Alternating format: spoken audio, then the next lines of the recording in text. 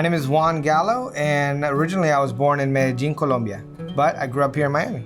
Heart2Heart started 12 years ago. It was founded by a gentleman by the name of Sean Steepleton. Sean is one of the trustees of the Stacy Foundation, and the Stacy Foundation is accredited to starting a lot of other nonprofits in South Florida and even up the East Coast. However, Heart2Heart was unique to the Stacy Foundation in that Sean actually founded Heart2Heart.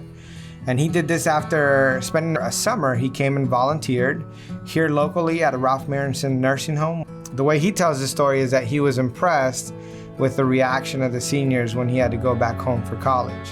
But that actually turned into more of a passion, which ended up turning into Heart2Heart, which is a nonprofit that provides hope, shares love, and restores purpose to the aging population. And the way we do that is that we connect, advocate, respond, and engage to the needs of the seniors by mobilizing volunteers. So last year, for example, we served about 7,500 seniors, and we trained about 850 or so volunteers.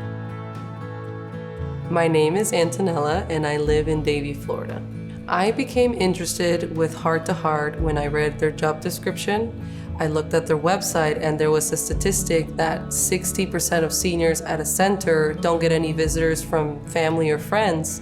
And I just was shocked, and I could relate because I worked with seniors in California, and I thought, I'm a people-oriented person. This is the perfect fit for me.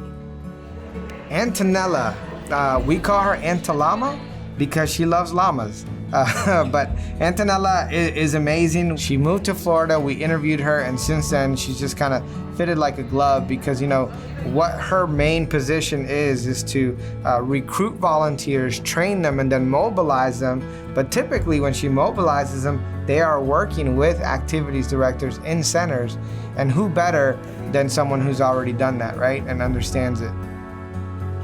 I learned about Lincoln Properties Tell Your Story competition through the emails that we receive as residents, and I automatically thought Heart2Heart is a perfect fit for this because of what it does. I don't think I've ever seen anything like it. I feel like there's very little representation of seniors, of the aging community, programs where it's very people-centered, very companionship-based, services where people have the ability to connect to a senior, and the bonds that are created from each of the programs, the stories that we hear, is unlike something I've ever heard, and I'm like, this is perfect. Like, everybody needs to know Heart2Heart.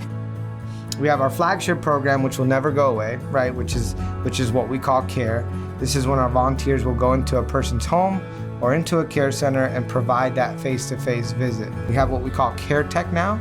We've received a grant last year to buy 250 iPads. So we also provide training for Care Tech. We do something called Age My Way and Back to the Future, where we'll talk to seniors at different neighborhoods about how to safely navigate the internet.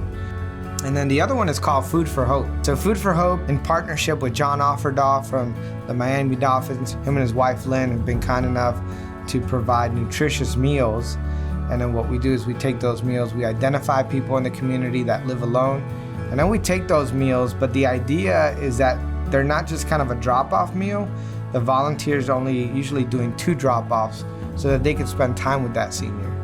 The programs that I've mentioned are our funded programs, and then we kind of have all these branched out programs that are creative ways that either teenagers or adults can find ways to let a senior know that they're being cared for. One of those ways is making arts, right? We have a younger volunteer who does crocheting, and so we'll put those in maybe a goodie bag along with some personalized cards. And they're all personalized, not to the person, but they have a personal message in there to that senior, letting them know that someone is thinking of them. I am so thankful for Lincoln Properties because this is an amazing opportunity to be able to just not only connect and to your community and the residents that are here, but also hear their stories. I think it says a lot about where their heart is. It says a lot about what they value, and it's great to have been a part of that. A way for businesses, organizations like LPC to help with initiatives and projects that are coming up is just by getting involved. One of them is by raising awareness. Another way is by people volunteering. You don't necessarily need to volunteer directly with us here in the Tri-County area, but you can go and impact a senior's life right in your neighborhood. Yes, this It's one. so easy. Yeah. Running into LPC the way we did with someone making a video for us and then us being kind of winning that #1 spot. Those are the kind of stories that we love to tell because they're unexpected. You know, they happen naturally. It's because someone out there knows of us and they're passionate about us.